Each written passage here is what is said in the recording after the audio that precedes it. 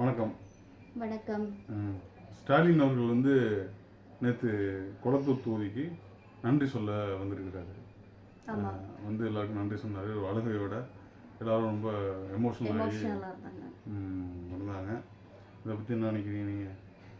ஒரு பண்பட்ட தலைவர் அவர் வந்து அதுக்கு முந்தின நாள் அறிவாலயத்துலேருந்து வெளியே வரும்போது அவர் முகமே ரொம்ப மாறி இருந்துச்சு. அது எல்லாருமே பார்த்தாங்க. ரொம்ப கலங்கி இருந்தார். அது கூட ஒரு ஸ்மைல் அவர் ரொம்ப கஷ்டப்பட்டு சிரிச்சு வெளியே வந்தார். மக்கள்லாம் பயங்கரமாக எனக்குலாம் நிறைய ஃபோன் கால்ஸ் ஃபாரின்லேருந்து மற்ற இதுலலாம் வந்து இங்கெல்லாம் உள்ள நண்பர்கள்லாம் சாப்பிடலை, தூங்கலை, அழுதுட்ருக்காங்க, வச்சிட்ருக்காங்க அப்படின்னு. ஸோ நேற்றுக்கு கொளத்தூர் பக்கம் வரும்போதும் நிறைய பேர் அழுற மாதிரிலாம் நம்ம பார்த்தோம். அது ரொம்ப எமோஷனலாக இருந்துச்சு. அவ்வளோ கூட்டங்கள் இருந்து ஒரு எதிர்பார்க்காத ஒரு அதிர்ச்சி தான் அது. ஏன்னா நான் போன வீடியோவில் சொல்லணும்னு நினச்சேன். அதாவது திமுகவுக்கு வெற்றி தோல்வி ஒன்றும் புதுசு இல்லை. அவங்க தோல்வி தான் அதிகமாக பார்த்துருக்குறாங்க, வெற்றியும் அதிகமாக பார்த்துருக்குறாங்க. ஆனால் என்னன்னா இப்போ இந்த ரொம்ப நல்லா செஞ்சிட்டதுனால வந்து ஓகே கொஞ்சம் சின்ன மிதப்பில் ஓகே ஓட்டு போட்டுருவாங்க அப்படின்னு கொஞ்சம் அசால்ட்டுத்தனத்தில் இருந்ததுனால தான் தோல்வி வந்து மிகப்பெரிய ஒரு அதிர்ச்சியை கொடுத்துருக்கு அவங்களுக்கு. அவங்க வந்து எப்படி 2006 வந்து 2011 வந்து அவங்க தோற்று போனார்களோ அந்த அந்த இது இருக்குல்ல, அந்த ஒரு 2011 தோல்வி கூட வந்து அப்பெல்லாம் எதிர்பார்த்து இருந்தாங்க. விஜயகாந்த் இருந்தாரு. விஜயகாந்த் வந்தோடனே அவங்க வந்து சின்ன ஒரு இது இருந்துச்சு, அலர்ட்னஸ் இருந்துச்சு. அந்த அலர்ட்னஸ் இப்போ இல்லை. நம்ம தான் நிறைய செஞ்சிட்டோமே, கண்டிப்பா நம்ம தான் வருவோம் அப்படிங்கிற ஒரு சின்ன ஒரு நிறைய பிரச்சனைக்குரிய நபர்களுக்கு அவர் சீட் கொடுக்கவும் இல்லை. அதுவும் அவருக்கு ஒரு கான்ஃபிடென்ட் இருந்திருக்கும். இப்போ நிறைய இடங்கள்லாம் பார்த்தீங்கன்னா இவங்க மேலே ஏதாச்சும் ஒரு பிரச்சனை வந்திருக்கு, ஏதோ தவறுதலாக பேசியிருக்காங்க, இல்லை ஏதோ ஒரு பிரச்சனைகள் இருக்கு, மக்கள் வந்து சாட்டிஸ்ஃபைடா இல்லைன்னு அந்த மாதிரி பட்டவங்கள வந்து அவர் நிராகரிச்சாரு. அது கரெக்ட் இல்லை. இன்னொன்று மக்கள் வந்து வேலை செஞ்சு சொன்ன மாதிரி தான் நம்ம நிறைய வேலை செஞ்சுட்டோம் அதுக்காக ஓட்டு போட்டுருவாங்கன்னு கொஞ்சம் அசால்ட்டாக இருந்துட்டாங்க. திமுக அதுலேருந்து புரிஞ்சிக்க வேண்டியது, மக்கள் வந்து வேலையை பார்த்தோ வந்து ஒர்க்கு பார்த்து சிஸ்தாந்தத்தை பார்த்து ஓட்டு அளிப்பதில்லை, அவங்களுக்கு வேறு சில காரணங்களும் இருக்குது அப்படிங்கிறத இதுலேருந்து புரிஞ்சுக்கணும். எல்லாருமே புரிஞ்சுக்கணும். அவங்க வந்து வெறும் வேலைக்காகவும் தத்துவத்துக்காக மட்டும் ஓட்டு போடலை, அதை தாண்டி சில காலங்களுக்கும் ஓட்டு போடுறாங்க. ரொம்ப வெரி வெரி பர்சனல். என்னால் வந்து ஒரு வருமான சான்றிதழ் வாங்க முடியலங்கிறதுக்காகவும் ஓட்டை மாற்றி போடுறாங்க. அது எல்லாத்தையும் புரிஞ்சுக்கணும். அதெல்லாம் தான் மாற்றி போட்டிருக்காங்கிறத திமுக வந்து இந்த தடவை புரிஞ்சுக்கணும்னு நான் நினைக்கிறேன். அப்புறம் வந்து இப்போ புதுசா சிஎம் ஆகல, ஆனாலும் ஜெயிச்சிருக்காரு. மிகப்பெரிய வாக்கு வித்தியாசத்துல ஜெயிச்சிருக்காரு. அவரு நன்றி தான். வாக்கு வித்தியாசம் ஜெயிக்கல, 17 லட்சம் ஓட்டு தான் ஜெயிச்சிருக்காப்புல. அவ்வளவுதான். 3% ஓட்டு அதிகமாக வாங்கியிருக்காப்புல. அவ்வளவுதான். சீட்டு கொஞ்சம் டிஃபர். அந்த 17 லட்சம் ஓட்டு 50 சீட்டு டிஃபர் ஆகிருக்குது. மற்றபடி அவர் ஒரு மைனாரிட்டி, விஜயசி மைனாரிட்டின்னா இதில் சொல்ல, மதத்தில் சொல்ல, விஜயசி மைனாரிட்டி ஆட்சி அமைக்கக்கூடிய விஜய். அது என்ன ஆட்சி அமைக்க போறாரா என்ன கதைன்னு தெரியல. வருங்கால அந்த நாடகங்கள் டிராமா தான் நம்மளுக்கு என்ன. முன்னாடி வந்து திமுக வந்து ஒரு தடை போட்டுட்டு இருந்தது, சந்திக்க விடாம மக்களை பார்க்க. இப்பதான் அவர் ஜெயிச்சிட்டாரு. இப்போ வந்து சந்திச்சிட்டாரா மக்களை? இல்லையே, ஒரு ட்வீட் கூட ஒரு இது கூட போடல. நம்ம இந்த வீடியோ ஷூட் பண்ற வரைக்கும் அவர் ஒரு ட்வீட்டோ மக்களுக்கு ஒரு நன்றி கூட சொல்லல. என்ன அவ்வளவு மிதப்புல இருக்கிறப்பல ஆளு. ஜெயிச்சோன்னா நேராக கோட்டைக்கு வருவாங்கன்னு பேரு, இல்லை வந்து வேற எங்கேயாவது போய் தலைவர்களோட சிலைக்கு மாலை போடுறது, சமாதிக்கு போடுவாங்க பேரு. ஐயா நேராக பட்டினப்பாக்கம் வீட்டுக்கு போறாப்புல. அது அப்பார்ட்மெண்ட்டு, தனி வீடாக இருந்தால் கூட பிரச்சனை இல்லை. இன்னும் எத்தனை தடவை அந்த பட்டினப்பாக்கம் உள்ள அப்பார்ட்மெண்ட்லாம் நசுங்கி சாவ போறாங்கன்னு தெரியல. அது பெரிய அப்பார்ட்மெண்ட் இருக்கு. அங்கே போயிருக்கிறாப்புல. இனிமேல் பணியருக்கும் பட்டினப்பாக்கத்துக்கும் தான் இந்த எஸ்கார்டெல்லாம் அதிகமாக போக வேண்டியிருக்கும் அப்படின்னு நினைக்கிறேன். ஜெயிச்சு இவ்வளோ நேரம் ஆகுது, இந்த மக்களுக்கு ஒரு நன்றி சொல்லுவோம். இல்லை இந்த இவ்வளோ விஷயத்தை கொடுத்த மக்களுக்கு ஒரு மகிழ்ச்சியை வெளிப்படுத்துவோம். தொண்டர்களுக்கு மாற என்ன பண்ணிருக்காங்க தெரியுமில்ல, ஜெயிச்ச 108 பேரையும் கடத்தி கொண்டு போய் ரெசார்ட்ல வச்சிருக்காங்க. பனையூர் பண்ணையார், கூவத்தூர் எடப்பாடி மாதிரி பனையூர் பண்ணையாருங்கிறத நிரூபிஸ்டாப்ல வந்து அவங்களுக்கு என்னென்ன சப்ளை பண்ணணுமோ எல்லாத்தையும் சப்ளை பண்ணி அவர்களை மனம் நோகாமல் பார்த்து கொள்ளும் வேலையை முதல் வேலை ஆட்சி அமைச்சு முதல் கேள்வி தெரியுமா, ரெசார்ட்டுக்கு அனுமதி. அவர்களை மனம் நோகாம யாரும் எங்கேயும் போகக்கூடாது. எல்லா வேலையும் இங்கே சொல்ற வரைக்கும் எல்லா வேலும் உள்ளே இருக்கணும். ஏங்க வீட்டுக்கு போயிட்டு வரட்டுமே, அதெல்லாம் நான் எவன் மேலேயும் நம்பிக்கை கிடையாது. 6 மணிக்கு மேலே அவன் எவனையும் நம்புறதில்லை.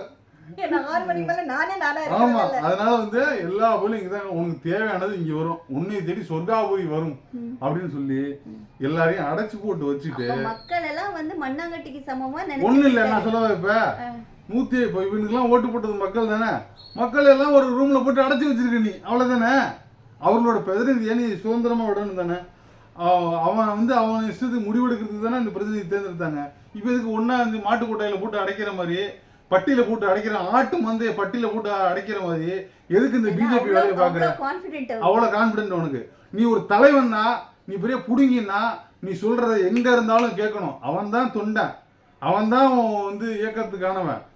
இப்போ வந்து நீ இவ்வளோ நம்பிக்கை இல்லாமல் எல்லாரையும் பட்டியில் போட்டு அடைக்கிற நாய் மாதிரி ஆடு மாதிரி இப்படி அடைக்கிறிய, இதுக்கு பேர் என்ன? இதுக்கு பிஜேபி விஜய்க்கே அவரோட பேர் தெரியாது. எவன் ஜெயிச்சாலும் விஜய்க்கும் தெரியாது, கட்சிக்காரங்களுக்கு தெரியாது. அதெல்லாம் ஒரு வகையில சந்தோஷம். அது வந்து நம்ம என்னதான் வந்து இதுல சில குளறுபடிகள் நடந்திருந்தாலும் இல்ல ரொம்பவே குளறுபடி. இல்ல பேர் தெரியாதவர்கள், எளிய மக்கள், யாருக்கு என்ன அட்ரஸ் தெரியாதவங்க நிறைய பேர். அது இப்ப இல்ல, அது எம்ஜிஆர் காலத்து பிரச்சனை. அதுதான் எம்ஜிஆர் காலத்துலயும் அதான் நடந்துச்சு. சரியான அரசியலா பார்க்கறது எனக்கு புரியல. இன்னொன்னு பிரச்சாரத்துக்கு போகும்போது எம்எல்ஏ எல்லாம் வண்டிக்கு பின்னாடி ஓடி வந்தாங்க விஜய்க்கு வண்டிக்கு பின்னாடி. அதுக்கும் படிப்புக்கு சம்பந்தம் இல்ல. அது எதுக்குமே சம்பந்தம் இல்ல. படிப்பு இல்ல என்ன எம்எல்ஏ வழங்குறது என்ன? மக்களுக்கு நிர்வாகத்துல வேலை செய்யணும். ஏதாவது இயக்க சம்பந்தமா இல்ல கொள்கை சம்பந்தமா முடிவெடுக்கும் போது அவர் முடிவெடுத்து கையெழுத்து போடணும். சட்டமன்றத்துல சட்டத்தை நிறைவேற்றுறது கையெழுத்து போடணும் பெரும்பாலும், அவ்வளவுதானே. அதை தாண்டி ஒண்ணும் இல்லையா? அது எதுக்கு படிப்பு? காமன் சென்ஸ் இருந்தா போதுமே. காமன் சென்ஸ் இல்லாதவர்களே கண்டறிய வேண்டும், அவ்வளவுதான். அவங்கள வந்து வாய்ப்பே கொடுக்காம அவங்கள நம்ம காமன் சென்ஸ் இல்லாத சொல்ல முடியாது. இல்லை, டீலிமிட்டேஷன்ஸ் நடக்கும்போது இதுக்கு போன வருஷமே வந்து ஸ்டாலின் அவர்கள் ஒரு மீட்டிங் ஒன்று வச்சுருந்தாங்க. அனைத்து கட்சி கூட்டம் வச்சாரு. எல்லா ஸ்டேட்டில் இருக்கக்கூடிய மினிஸ்டர்ஸ் கிட்டையும் சிஎம் கிட்டையும் அவர் பேசினார். இங்கே அனைத்து பாரபட்சம் இல்லாமல் எல்லாருக்கும் ஒரு அழைப்பு விடுத்திருந்தாரு. ஆனால் வந்து நாம் தமிழர்லேருந்து கூட வந்திருந்தாங்கன்னு நினைக்கிறேன். ஆனால் தாவேக்காலேருந்து வரல. அப்போ இவங்களுக்கு வந்து என்ன அக்கறையில, மக்கள் மேலே இருக்கக்கூடிய அக்கறையில இவங்க வந்து ஆட்சி புரியும். இன்னொன்று தேங்க்ஸ் என்ன சொல்லலைன்றது பெரிய அதிர்ச்சியாக இருக்குது. ஆமாம், தேங்க்ஸ் தான் விஜய். இன்னொரு விஷயம், தேங்க்ஸ் சொல்லலைங்கிறது இப்போ பட்டியலை போட்டு அடைச்சி வச்சிருக்கியா? அவங்க எல்லாம் விஜய் தானே. விஜயே எதுக்கு விஜய் பட்டியலை போட்டு அடைக்கணும்? விஜய்க்கே விஜய் மேல நம்பிக்கை இல்லையா? விஜய்க்கே விஜய்கள் மேல நம்பிக்கை இல்லையா அப்படின்னு நம்ம கேட்க தோணுதா இல்லையா? விஜய் மேல நம்பிக்கை இல்ல, விஜய் மேல வந்து விஜயோட ஓனர்ஸ்க்கு நம்பிக்கை இல்ல. ஒருவேளை நீ சொல்ற மாதிரி தேங்க்ஸ் சொல்றது எல்லாரும் ஒன்னா கூப்பிட்டு வச்சு தேங்க்ஸ் சொல்றது, அவங்களுக்கு தேங்க்ஸ் சொன்னா மக்களுக்கு சொன்ன மாதிரி இல்ல. அதனால தேங்க்ஸ் பட்டியல போட்டு அடைச்சி வச்சு தேங்க்ஸ் சொல்றாப்ல நினைக்கிறேன். கேட்பாரு எம்எல்ஏ, எப்பா தம்பி இப்போ உன் பேர் என்னப்பா? ஓ அப்படியா, சரி எந்த ஊரு? Okay okay okay. ஏன்னா அவருக்கு தெரிஞ்சது ஸ்ரீநாத் அவரோட ஃப்ரெண்டு, தூத்துக்குடி எம்எல்ஏ. தெரியும். தூத்துக்குடி எம்எல்ஏட்ட வந்து கேள்வி கேட்குறாங்க காலையில். ஏஎன்ஐல இருந்து ஏதோ வந்து இன்னைக்கு மார்னிங் பார்த்தேன் நான் அந்த இது. ஸோ அப்படி இங்கிலீஷில் பேசினார். ஹீஸ் அவர் பிராண்ட், ஹீஸ் அவர் லீடர். சம்பந்தம் அதில் மதுரையில் ஜெயிச்சிருக்காரு. யார்? இப்ராஹிம். வேலூர் இப்ராஹிம். வேலூர் இப்ராஹிம். ஆமாமா, ஒன்னாப்தி வேலூர் இப்ராஹிம் தான் அவரு. முஸ்தபா. கொடுமையா? ஹிந்தியில பேசுறியா? அதெல்லாம் ஒண்ணும் இல்ல. அதெல்லாம் என்ன, அதுல என்ன இருக்கு? இப்ப தெலுங்கு பேசுறதுதான் நமக்கு அந்த இப்ப இவரு யாரு, நம்ம இவரு யாரு, பிடிஆர் கூட இங்கிலீஷ்ல பேசுவாரு. அது ஒவ்வொருத்தவங்க ஓகே, அது குடுக்குறாங்க. பிடிஆர் தோக்க வச்சீங்க பாருங்கடா. டேய் அவரு என்ன படிப்பு தோல்வி. பிடிஆர் சுந்தர்சிங் அடிச்சுக்கிட்டு அந்த பக்கம் சம்பந்தமே இல்லாம முஸ்தபா கிளம்பி வராப்புல. என்னடா டேய், சரி ஓகே, ஆசைப்பட்டுருக்கீங்க, ஓகே அனுபவிங்க, அவ்வளவுதான்.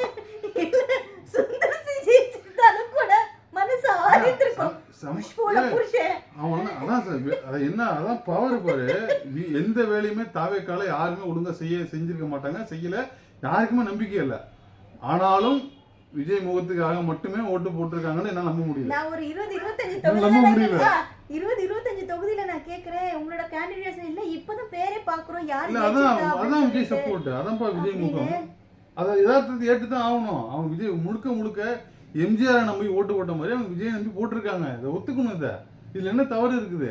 அதைத்தானே அவனு சொன்னான், அதைத்தானே விஜய் சொன்னாப்புல, அதை செஞ்சிருக்கிறாங்க, அவ்வளவுதான். அதான் பவர், அதுதான் அந்த பிராண்டிங் பவர். கரிஷ்மான்னு சொல்றாங்க. ரொம்ப கஷ்டம் தான். எனக்கு இந்த விஷயத்துலதான் உண்மையிலேயே எனக்கு இவிஎம் மேல ரொம்ப எனக்கு அதிர்ச்சியா இருக்குது. ஏன்னா ரொம்ப ஒரு அன்பிலீவபிளான ஒரு ஓட்டிங் இருக்குது. பிஜேபி வந்து இது வரைக்கும் எல்லா மாநிலத்தையும் கைப்பற்றினது அவன் இவிஎம் வச்சுதான். நீங்க என்னதான் சொல்லி சமாதானப்படுத்துங்க. 17C ஒரு ஃபார்ம் வந்துச்சுல, இப்போ லாஸ்ட்ல ஃபைனல்ல ஓட் முடியும் போது இத்தனை கவுண்டிங் அதுல பதிவாச்சு அப்படின்றது இருக்கும்போது உங்களுக்கு மாத்திரம் ஏங்க இப்போ டிவி வந்து இன்னைக்கு ஆச்சரியமா இருக்கு. மொபைல்ல இருந்து கனெக்ட் பண்ணி நம்மளோட மெயில் ஐடியெல்லாம் போட்டு ஒரு டிவியை நீங்க ஆப்ரேட் பண்றீங்க அப்படிங்கும்போது நீங்க ஒரு சிஸ்டமை எப்படி ஆப்ரேட் பண்றது ரொம்ப ஈஸிங்க. போய் பெட்டியெல்லாம் தூக்கி மாற்றணும்னு அவசியம் இல்லை. எல்லாமே வந்து கண்ட்ரோல் இது தானே இருக்கு, லைக் டிஜிட்டல் தானே. ஸோ டிஜிட்டலை நீங்க எப்படி வேணாலும் திருட்டு பண்ணலாமே. அது எவ்வளோ நாள் நடந்துட்டு இருக்கு. யாரோ சொன்னாங்கன்னு சொன்னீங்களே எலான் மஸ்க் இல்ல எலான் மஸ்க் ஏன் இவிஎம்லாம் வந்து ஹேக் பண்ண முடியாதுன்னு அவன் சவால் விட்டான். டேய் நான் பண்ணி காட்டுறேன்டா, ஈஸி தாங்கலாம். எலான் மஸ்க் ஒரு இடத்துல ட்வீட் போட்டுருக்காங்க. அந்த ட்வீட் ஃபேமஸான பசங்க இங்க நிறைய அந்த வீடியோஸ்லாம் வந்துச்சு. இந்த பிஜேபி 2019 எலக்ட்ரானிக்ஸ் வந்து ஹேக் பண்ண முடியாதுங்கறதெல்லாம் நம்ப முடியாது. நீங்க என்னதான் பாதுகாத்தாலுமே, நீங்க என்னதான் விடிய காவல் இருந்தாலுமே உங்க கண்ணு முன்னாடி உங்க மொபைலை திருடுறாங்க. நம்ம ஒரு லக்ஷ்மியோட ப்ரோக்ராம் கூட வந்துச்சு. மொபைல்ல வந்து கேமரா ஆன் பண்ணி எடுக்கிறது அப்படின்றது. கையில தான் மொபைல் இருக்கு, ஆனா அவங்க வந்து அதை ஆப்ரேட் பண்ணி எடுக்காங்க. ஸோ டிஜிட்டல் திருட்டுன்றது ரொம்ப சாதாரண விஷயம். இதுல நான் 100% நான் நம்புறேன். ஏன்னா இதுல திருட்டுத்தனம் நடந்திருக்கு. அப்படி இல்லைன்னா இவ்வளோ நல்ல நல்ல கேண்டிடேட்ஸ் தோக்குறதுக்கான வாய்ப்பே இல்லை.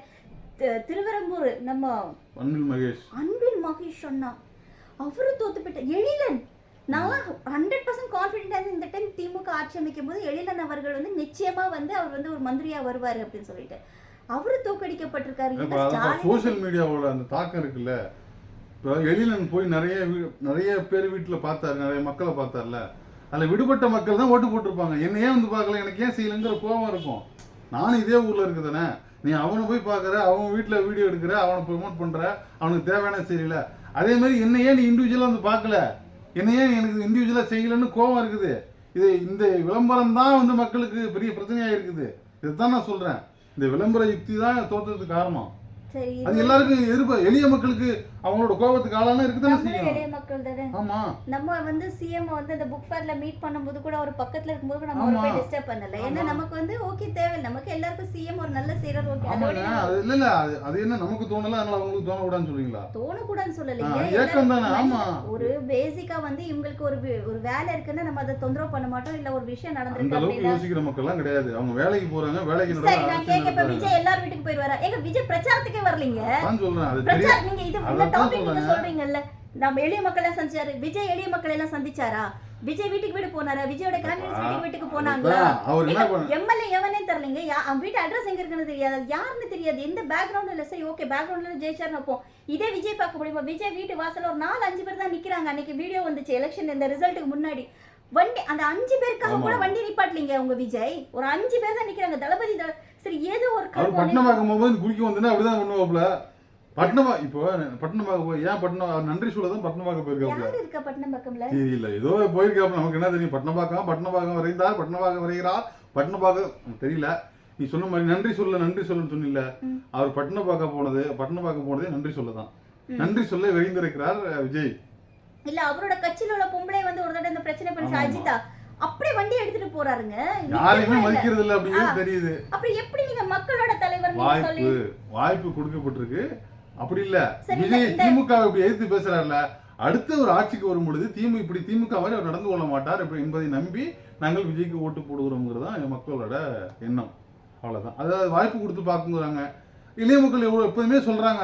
பிரச்சாரத்துக்கே இப்படி இருந்த ஒரு மனுஷன் நீங்க பதவி வந்துட்டு தேங்க்ஸ் சொல்லுங்க, ஒரு நன்றி சொல்லுங்க ஓட் போட்ட மக்களுக்கு. இப்ப நாங்கலாம் உனக்கு ஓட்டே போடல. மக்களோட அந்த ஓட்டு வேலி தெரியல. வாய்ப்பு கொடுத்து தான் நம்ம பார்க்கணும்னு அவங்க நினைக்கிறாங்க, கொடுக்குறாங்க. அவ்வளவுதான். அரசியல் அப்படிப்பட்டது இல்லைங்க. 10 வருஷம் அடிபட்டு வந்தாதான் சொல்ல முடியும். நம்ம சொல்றோம், அதை உணர அவங்க தயாரா இல்ல. ஒருத்தர் பிரைஸ் பண்ணும்போது எதுவுமே பிரயோஜனமே இல்ல. நமக்கு நம்மள வச்சு அவங்களுக்கு எதுவுமே இல்லைன்னு வச்சுக்கோங்களேன். ஆனா அவங்க ஒரு வார்த்தை நமக்காக சொல்றாங்க, இல்லைங்க நீங்க பேசுறது நல்லா இருக்குங்க, இல்லைங்க நீங்க இது பண்ணதுனால இல்ல இந்த டாபிக் நல்லா இருந்துச்சு அப்படின்னு சொல்லும்போது நமக்கு அவ்வளவு சந்தோஷமா இருக்கு. நம்ம அவங்களுக்கு தேங்க்ஸ் சொல்றோம். நம்ம அவங்களுக்கு ஒரு கமெண்ட்ஸ்ல கூட ஒரு லைக்கோ ஒரு ரியாக்டோ நம்ம பண்ணிட்டு போறோம்னா அது மரியாதை கொடுக்கணும் அப்படின்றதுக்காக. பிடிக்காதவங்க நம்ம பதில் சொல்லும்போது பிடிச்சவங்களுக்கு நம்ம ஒரு ரியாக்ஷன் கொடுக்கணும் அப்படின்றதுக்காக. ஆனா இவர் 1 கோடி பேர் சொல்லுங்க, ஒருத்தர் சொல்லும் போது உங்களுக்கு சந்தோஷமா இருக்குல்ல. அவருக்கு 10 கோடி பேர் சொல்றாங்க, அதனால அரசியல் கொண்டாப்ல. சரி அவர் ஒரு வீடியோ போட்டாரு கரூருக்கு, அப்புறம் நான் தப்பு பண்ணல சார், சிஎம் சார் நான் இங்க தான் இருப்பேன் சார் அப்படின்ட்டு. அப்படி ஒரு வீடியோ கூட போடலையேடா நீங்கெல்லாம். ஒரு வீடியோ போட்டு ஒரு தேங்க்ஸ் கூட பண்ணிருக்கலாமே. மக்களை எங்களுக்கு ரொம்ப நன்றி, நீங்களாம் ஓட் பண்ணிருக்கீங்க, அண்ணன் உங்களை பார்க்க வருவேன். இவங்க மக்களை மதிக்கிறது தான். அவ்வளவுதான். ஸ்டாலின் அவர்கள் அடுத்த நாளே கிளம்பி தொகுதிக்கு வந்துட்டாரு. தோத்தவர் எதுக்கு நன்றி சொல்ல வரணும்? அவர் அன்னைக்கே அவர் வந்து அறிக்கை விட்டாச்சு, மக்களுக்கு ஓட் போட்ட மக்களுக்கு நன்றி சொல்லி நான் நல்லது செஞ்சேன், என்னால முடிஞ்ச அளவுக்கு நான் பண்ணியிருக்கேன், மக்களோட தீர்ப்பை நான் ஏத்துக்கிறேன் அப்படின்ட்டு அவ்வளோ வருத்தத்துல கூட அவர் வந்து ஒரு அறிக்கை விட்டுருந்தாரு. மறுநாள் அவர் நன்றி சொல்ல வந்துட்டாரு. இன்ன வரைக்கும் விஜய் வந்து இந்த வீடியோ பண்ணுறது வரைக்குமே ஒரு தேங்க்ஸ் சொல்லலை, ஒரு வீடியோ கூட அவர் வெளியிடலை. ஒரு வீடியோ வெளியிடுறதுக்கு உங்களுக்கு எவ்வளோ டைம் ஆகும்? என் மக்களுக்கு நான் செலக்ட் பண்ணியிருக்கீங்க, நான் நிச்சயமாக அதுக்கு உண்மையாக இருப்பேன், நான் உங்களுக்கு வந்து நான் வந்து பார்க்க வருவேன் அப்படின்னு சொல்கிறதுக்கு, நீ ஓட்டு போட்ட மக்களுக்கும் நீ சிஎம் ஆவ, நீ ஓட்டு போடாத மக்களுக்கும் நீ சிஎம் ஆவ. ஓட்டு போட்டவங்களுக்கு உன்னால் நன்றி சொல்ல முடியலன்னா ஓட்டு போடாதவங்களுக்கு இவங்க என்ன சொல்ல காத்துட்டு இருக்காங்க அப்படின்றது தெரியல. ரொம்ப ஆச்சரியமாவும் அதிர்ச்சியாக இருக்கு. இந்த எலெக்ஷன் நிஜமாவே பெரிய பரபரப்புல இருக்கு. ஸ்டாலின் அவர்களும் சேகர்பாபு அவர்களும் அல்ல அந்த குளத்து தொகுதி மக்களும் ரொம்ப எமோஷனலாகி அழுகுறாங்க. பட் அந்த அழுகையெல்லாம் தேவையில்லை. நம்ம வந்து தொடர்ந்து போராடலாம். நம்மளுக்கு நிறைய கொள்கைகள் இருக்குது, வேலை இருக்குது, நிறைய வெற்றி தொழில்களை பார்த்தவங்க.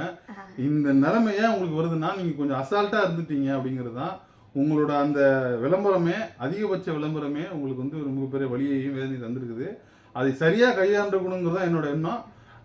அதை வந்து பரிசீலனை பண்ணணும், யோசிக்கணும்னு நான் சொல்லுவேன். என்ன பொறுத்த வரைக்கும் சரியா விளம்பரம் பண்ணலன்னு நான் சொல்லுவேன். என்னெல்லாம் விளம்பரம் பண்ணணுமோ அதெல்லாம் நானும் பண்ணப்படல. நானும் அதை சொல்ல, நீங்க சரியா பண்ணல, நீங்க அதிகமா பண்ணிட்டீங்க நான் சொல்லுவேன். மாவட்ட அளவுல வந்து விளம்பரம் பண்ணது தனிநபர் துதி பாடிட்டு இருந்தீங்க. அப்பவும் நான் நிறைய இடத்துல நான் எதிர்த்து நான் பேசினேன். நிறைய கட்சிக்காரங்களும் நீங்க இப்படிலாம் பண்ணாதீங்க எலெக்ஷன் டைம்ல அப்படின்னாங்க. நீங்க வந்து சிஎம் ப்ரோமோட் பண்ண, சிஎம் கொண்டு வந்து நலத்திட்டங்களை ப்ரோமோட் பண்ணுங்கன்னு சொன்னேன். நான் சொன்னது நீங்க நலத்திட்டங்களை ப்ரோமோட் பண்ணுங்க. அதிக எதிர்பார்ப்பு தான் இந்த மாதிரி அதிகப்படியான விலையை கொடுக்க காரணமா இருக்கு. ஒரு 6-7 வருஷத்துக்கு முன்னாடி இந்த மெரினா பீச்ல போனா கைத்துல குழந்தைங்க நடக்குங்க, கயிறை கட்டிட்டு அதெல்லாம் வேதனை. உள்ள ஒரு நிமிஷம் நான் சொல்லி முடிச்சிடறேன், அவ்வளவு வேதனையா இருக்கும். அந்த குழந்தைங்களை ஜிம்னாஸ்டிக் கத்துக்க வச்சு உலக அளவுல சாம்பியன்ஷிப் உருவாக்கி கொடுத்த ஒரு ஆக்கிட்டீங்களா? அது மாதிரி இங்க 10 லட்சம் பேர் இருக்கிறாங்களே, அவங்க வாழ்க்கையில நீங்க ஆக்கலங்கிறத கோவம். அந்த பொண்ணுக்கு ஆக்க முடியுதுல, ரோட்ல கயிறு கட்டி ஆடுன பொண்ணை நீங்க வந்து ஒலிம்பிக் அனுப்புறீங்க, தேசிய விளையாட்டுக்கு அனுப்பிச்சு அந்த பொண்ணை ஆக்குறீங்கல்ல. என்னையே கண்டுக்கல, நானும் கஷ்டப்பட்டு தான் இருக்கிறேன். போட்டுக்கிட்டு விஜய் அண்ணாக்கு ஓட்டு கேட்டுட்டு நீங்க டான்ஸ் ஆடிட்டு இருந்தீங்கன்னா உங்களுக்கு எது வேணுமோ அதான். ஒரு நிமிஷம் நீங்க அதை ஈஸியா கடந்து போயிட முடியாது. அவங்களுக்கு தான் செஞ்சீங்க, எனக்கு தான் செஞ்சீங்கன்னா என் பிள்ளைக்கு ஜிம்னாஸ்டிக் தெரியணுங்க. ஒரு நிமிஷம் அபத்தமாட்டலாம் பேசக்கூடாது, அபத்தமாட்டலாம் பேச. ஒரு நிமிஷம் உங்களுக்கு என்ன டேலண்ட் இருக்கோ அதுதான் கொண்டு வர முடியும். ஏங்க இன்னைக்கு நரிக்குறவர்களுக்கு வேண்டி ஒரு ஹோம் கட்டி கொடுத்தாங்க, அதுக்கு நீங்க சொல்லிக்கலாம் எனக்கு வீடு கட்டி தரேன்னு. அப்ப நீ உழைக்கிறது என்னாச்சு? அப்படி இல்ல, திரும்ப சொல்ல கூடாது. அந்த மக்கள் இல்ல, ஒரு நிமிஷம் கோபம் இல்ல, யதார்த்தம். இதெல்லாம் வந்து ஒரு வீணான யதார்த்தம். அந்த மக்கள் இல்ல, ஒரு நிமிஷம் நான் சொல்லிட்டேன். நீங்க ரொம்ப யோகிய மாதிரி பேசுறீங்க சார். சத்யா சார் நில்லுங்க. நான் என்ன சொல்றேன் அப்படின்னா, அந்த மக்களுக்கு அடிப்படையா ரேஷன் கார்டு கிடையாது, ஒண்ணுமே தெரியாது. ரேஷன் கார்டு வீட்டு வாழ்றதுக்கு அவங்களுக்கான நடு ரோட்ல இருக்கக்கூடியவங்களுக்கு ஒரு வீடு கட்டி கொடுத்தாங்கன்னா அதுக்காக எனக்கு இன்னைக்கு வாழ கொடுக்க முடியும், இந்த வீட்டுல இருந்துட்டு எனக்கு ஒரு வீடு கட்டி தான் கேட்கறது எவ்வளவு அபத்தம். ஃபர்ஸ்ட் நீட்ஸ் யாருக்கு இருக்குன்றது ஒரு விஷயம் இருக்குல்ல, அதெல்லாம் நீ சொல்லி கொடுக்கணும். உங்களுக்கு தெரியும் அந்த அறிவு இருக்கு, ஒண்ணுமே தெரியாத மக்களுக்கு என்ன தெரியும்? உங்களுக்கு இருக்கு அந்த அறிவு. உட்கார்ந்து யோசிக்கிறீங்க. உழைக்கிற மக்களுக்கு, வேலை செய்யற மக்களுக்கு இதெல்லாம் யோசிச்சுட்டு இருக்க மாட்டாங்க. கன்னியாகுமரி மாவட்டத்துல அகதிகளுக்கான அடுக்குமாடி குடியிருப்பு கட்டி கொடுத்தாங்க. அவங்களுக்கு அடிப்படை எந்த வசதியுமே கிடையாது. அவங்களுக்கு வந்து எலெக்ஷன் இதே கிடையாது. ஆனா அப்படிப்பட்டவங்க செஞ்சாங்க. ஆனா அதெல்லாம் இந்த ஐடி விங்காரங்க என்ன பண்ணாங்க, அதெல்லாம் ப்ரோமோட்டே பண்ணல. அதனால விஷயம் இதுதான். என்ன யாரும் கண்டுக்கலங்கற ஒரு கோவம் எல்லாருக்கும் இருக்கு. அப்ப போய் சாவணும்.